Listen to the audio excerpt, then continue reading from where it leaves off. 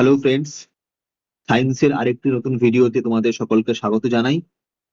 আমরা এই ক্লাসগুলো এমন ভাবে রিসার্চ করে তৈরি করি যে আমরা মনে করি এই ক্লাসগুলো করবার পরে তোমাদের আর নতুন করে কোনো সোর্স খোঁজবার প্রয়োজন নেই।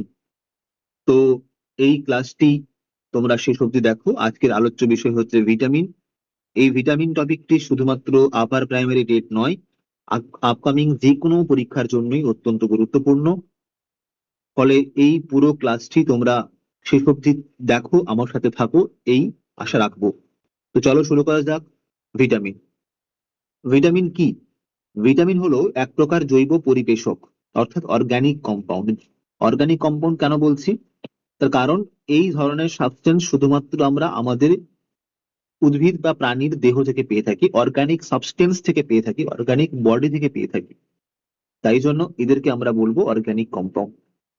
এই অর্গানিক কম্পাউন্ড অর্থাৎ ভিটামিন, এই বিশেষ ধরনের অর্গানিক কম্পাউন্ডটি আমাদের দেহে ব্যাপক মাত্রায় কোনো প্রয়োজন নেই। আমাদের শরীরে ভিটামিনের যে প্রয়োজন সেটা কিন্তু খুবই সামান্য, এবং সেগুলো মূলত আমাদের যে দৈনন্দিন খাবার তার মধ্যে থেকেই আমরা পেয়ে যাই। এর কাজ আমাদেরকে শক্তি সরবরাহ করা নয়, অর্থাৎ এটিপি সঞ্চার করা এর কাজ নয়। এ কি করে? এ মেটাবলিজম বা বিপাক ক্রিয়াকে নিয়ন্ত্রণ করে। এই ধরনের অর্গানিক সাবস্টেন্স আমাদের দেহে যে রয়েছে এবং যে এই রকমের কাজ করছে, এই ব্যাপারটা প্রথম কে বলেন? Sir Hopkins. কিন্তু এই বিষয়টি কি, তার প্রথম নাম দেন ভিটামিন কে? ক্যাসিমির ফাঙ্ক 1912 সালে। 1912 সালে প্রথম ক্যাসিমির ফাঙ্ক ভিটামিন শব্দটি ব্যবহার করেন। ভিটামিনকে যদি আমরা ক্লাসিফাই করি, দ্রাব্যতা বা সলিউবিলিটির উপর ভিত্তি করে ভিটামিনকে দুটি ভাগে ভাগ করা হয়। একটি হচ্ছে ফ্যাট সলিউবল আর একটি হচ্ছে ওয়াটার সলিউবল। যারা জলে দ্রবীভূত হয়ে যায়, সলিউবল হয়ে যায়, তারা হচ্ছে জলে দ্রবণীয়। আর যারা ফ্যাটে সলিউবল হয় তারা ফ্যাটে দ্রবণীয়। কারা কারা জলে দ্রবণীয়? ভিটামিন বি এবং ভিটামিন সি, এরা হচ্ছে জলে দ্রবণীয়। ভিটামিন বি এর মধ্যে রয়েছে vitamin B 1, B 2, B 3 and so on, B 5, B 12, অনেক ভিটামিন রয়েছে। এই কারণে ভিটামিন বি কে আমরা ভিটামিন বি কমপ্লেক্স বলি। যেমন আমাদের মার্কেট কমপ্লেক্স হয়, সেখানে অনেক রকমের দোকান থাকে, ঠিক তেমনি ভিটামিন বির মধ্যে অনেক ক্যাটাগরির ভিটামিন বি আছে, তাই জন্য ওকে বলা হয় ভিটামিন বি কমপ্লেক্স। এছাড়াও রয়েছে vitamin A, vitamin D, vitamin E এবং ভিটামিন কে। এরা হচ্ছে ফ্যাট সলিউবল। আমরা অনেক সময় গুলিয়ে যাই যে কোনটা জলে দ্রবণীয় কোনটা ফ্যাটে দ্রবণীয়।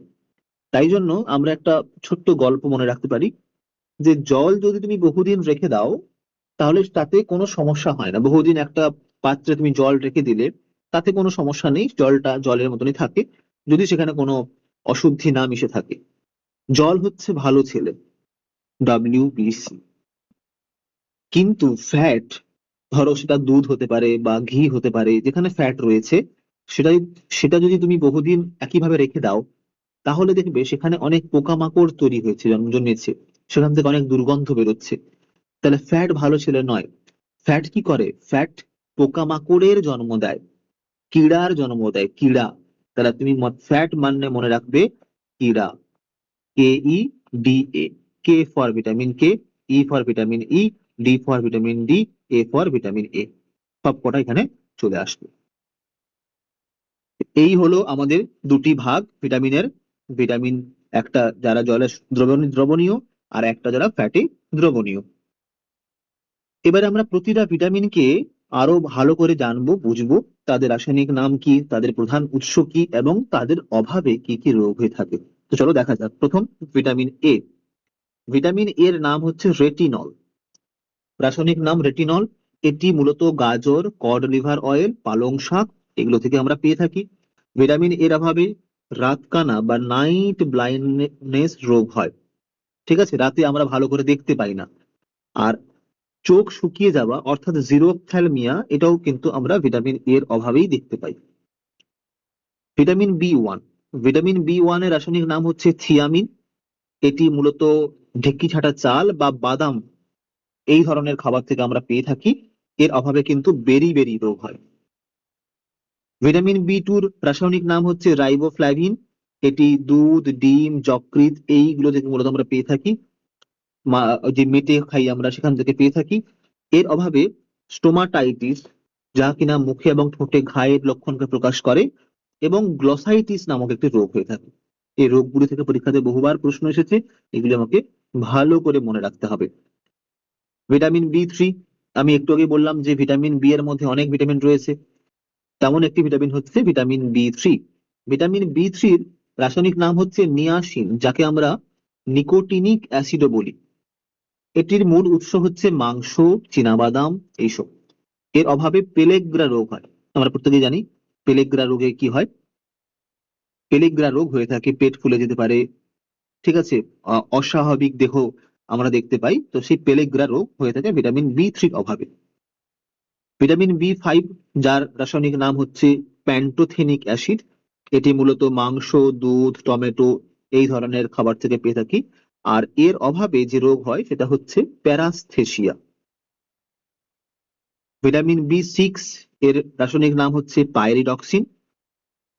কলা, মাংস, শাকসবজি এই ধরনের উৎস থেকে আমরা ভিটামিন বি সিক্স পেয়ে থাকি, এবং এর অভাবে যে রোগ হয় তা হচ্ছে অ্যানিমিয়া বা রক্তাল্পতা। অ্যানিমিয়া বা রক্তাল্পতাতে কি হয় না, মূলত এখানে আরবিসির প্রোডাকশন বন্ধ হয়ে যায়, অর্থাৎ হিমোগ্লোবিনের প্রোডাকশন বন্ধ হয়ে যায়। আমাদের অক্সিজেন সরবরাহ, কার্বন ডাই অক্সাইড সরবরাহ ব্যাহত হয়, ফলে রোগীর মৃত্যু ঘটে। এই অ্যানিমিয়াকে আমরা মূলত ব্লাড ক্যান্সার বলে বলে আমরা জানি। ব্লাড ক্যান্সার অ্যানিমিয়ারই একটা ভাগ বলতে পারো। পরের ভিটামিন হচ্ছে ভিটামিন বি সেভেন, যার রাসায়নিক নাম হচ্ছে বায়োটিন। এটি মূলত আমরা ডিমের কুসুম, মাশরুম এগুলো থেকে পেয়ে থাকি। এর অভাবে কি হয়, চুল পড়া, ডার্মাটাইটিস এই ধরনের রোগ হয়ে থাকে। ঠিক আছে, মাশরুম, ডিমের কুসুম এগুলো খেলে আমাদের চুল পড়া কমবে, এবং ত্বকের সংক্রান্ত যে রোগ সমস্যা সেগুলো দূর হবে। Vitamin B twelve, vitamin B twelve এর রাসায়নিক নাম হচ্ছে সায়ানোকোবালামিন। খুবই গুরুত্বপূর্ণ একটা ভিটামিন। এই ভিটামিন মূলত আমরা প্রাণীজ খাদ্য এবং যকৃৎ এখান থেকে পেয়ে থাকি। এর অভাবে পারনিসিয়াস অ্যানিমিয়া বা পারনিসিয়াস রক্তাল্পতা এই রোগটি হয়ে থাকে, এটাও এক ধরনের blood cancer. Vitamin C, vitamin C এর মধ্যে রাসায়নিক নাম হচ্ছে অ্যাসকর্বিক অ্যাসিড। এর উৎস হচ্ছে লেবু জাতীয় ফল, আমলকি, পেয়ারা, মানে টক জাতীয় ফল। যত সমস্ত টক জাতীয় ফল রয়েছে, সেই সমস্ত টক জাতীয় ফল হচ্ছে ভিটামিন সি এর উৎস। এবং এই ভিটামিন সি এর অভাবে যে রোগটি হয় তা হচ্ছে স্কারভি। স্কারভিতে কি হয় না, মাড়ি দিয়ে রক্ত পড়ে। আমাদের দাঁতের গোড়া, মাড়ির গোড়া দিয়ে যে রক্ত পড়ে অনেক সময়, সেইটা হয় কেন না, ভিটামিন সি এর অভাব ঘটেছে বলে। তাহলে আমাকে ভিটামিন সি সমৃদ্ধ খাবার খেতে হয়। আমরা ভিটামিন সি এর সাপ্লিমেন্টারি হিসেবে vitamin C, vitamin B complex এই ট্যাবলেট গুলো গ্রহণ করতে পারি। পরের ভিটামিন হচ্ছে ভিটামিন ডি, যাকে আমরা বলি ক্যালসিফেরল। এটি মূলত সূর্যালোকের মাধ্যমে আমাদের ত্বক নিজেই সংশ্লেষিত করে, নিজেই বানিয়ে ফেলে। এছাড়াও আমরা বিভিন্ন মাছের তেল, বিশেষ করে কড লিভার ওয়েল বা ওই জাতীয় যে নোনা মাছ রয়েছে, সামুদ্রিক মাছ রয়েছে, তার থেকেও আমরা পেতে পারি। এটির অভাবে কি হয় না, রিকেট, শিশুদের রিকেট এবং বড়দের অস্টিওমেলাসিয়া নামক একটি রোগ দেখা যায়। রিকেটে কি হয়, আসলে হাড়ের গঠন সঠিকভাবে ঘটে না, হাড় দুর্বল হয়, অস্টিওপোরোসিস এখান থেকে পরে হতে পারে। হাড় সংক্রান্ত যে সমস্যা সেগুলো মূলত আমরা ভিটামিন ডি এর অভাবে দেখতে পাই। হাড় ক্ষয় হয়ে যাওয়া, ঠিক আছে, এইগুলো। ভিটামিন ই, ভিটামিন ই এর রাসায়নিক নাম হচ্ছে টোকোফেরাল। এটি মূলত অঙ্কুরিত বীজের তেল এবং সয়াবিন থেকে পাই। সয়াবিন অত্যন্ত গুরুত্বপূর্ণ, কারণ ভিটামিন ই রয়েছে ওখানে ব্যাপক মাত্রায়। এছাড়াও অঙ্কুরিত বীজ, মানে সেটা ছোলা হতে পারে, সেটা বাদাম হতে পারে, যে কোনো অঙ্কুরিত বীজ থেকেও আমরা এই ভিটামিন ই পেতে পারি। এটি কি করে, এটি বন্ধ্যাত্ব বা ইনফার্টিলিটি, অর্থাৎ সন্তান জন্ম দিতে না পারার যে অক্ষমতা, জন্ম দিতে পারার যে অক্ষমতা, ঠিক আছে, সেটাকে নিরাময় করবে যদি আমরা ভিটামিন ই গ্রহণ করি। এছাড়াও পেশির দুর্বলতাও কিন্তু এই ভিটামিন ই এর অভাবে আসতে পারে।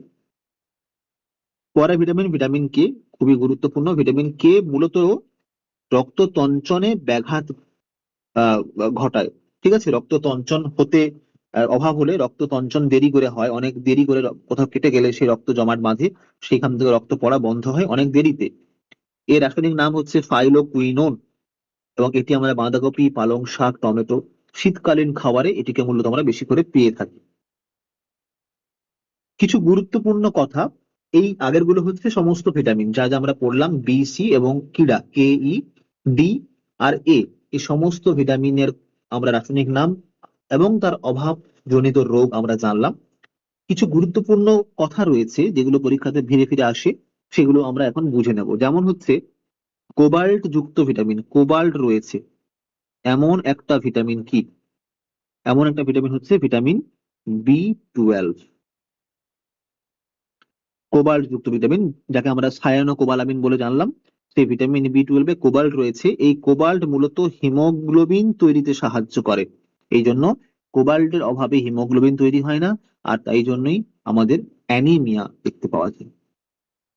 অ্যান্টিঅক্সিডেন্ট ভিটামিন কাকে বলে? অ্যান্টিঅক্সিডেন্ট ভিটামিন কাকে বলে? এ, সি এবং ই, এই তিনটি ভিটামিনকে বলা হয় অ্যান্টিঅক্সিডেন্ট ভিটামিন। অ্যান্টিঅক্সিডেন্ট ভিটামিন কেন বলে? কারণ এরা আমাদের ত্বককে সতেজ রাখে।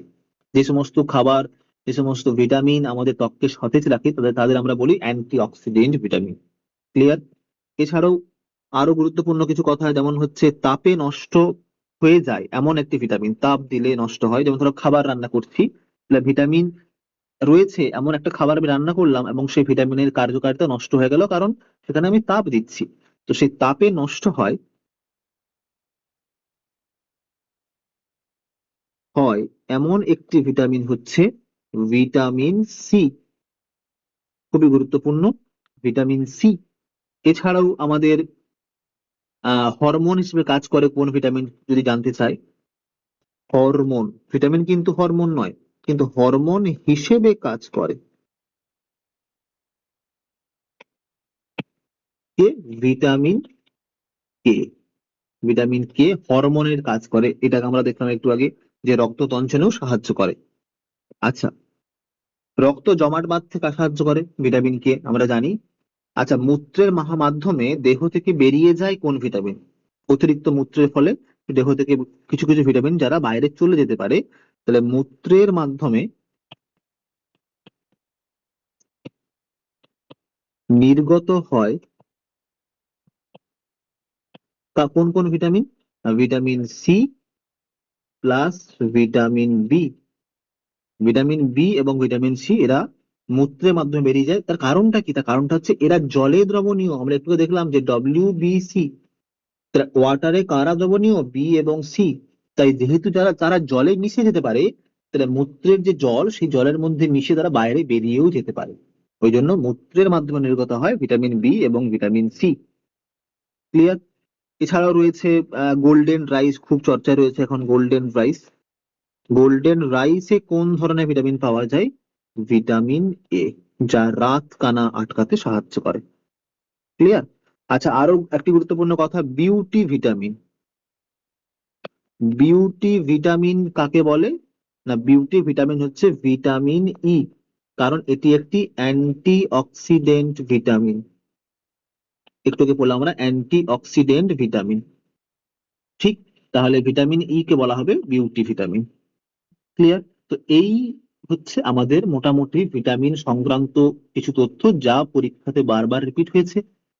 এইগুলো জানলেই মোটামুটি ভিটামিন রিলেটেড যে কোনো প্রশ্ন তুমি করতে পারবে। তো চলো দেখা যাক কিছু প্রিভিয়াস ইয়ারের প্রশ্ন, যেখানে ভিটামিনের কিছু কথা আমরা দেখে নেবো কি কি প্রশ্ন এসেছে। যেমন, রাতকানা রোগ নিচের কোন ভিটামিনের অভাবে ঘটে? এটি সিটেট পেপার 1 এবং ত্রিপুরা টেট পেপার 2017 পেপারে পড়েছি, পরেও বহু বহু পরীক্ষাতে এসেছে।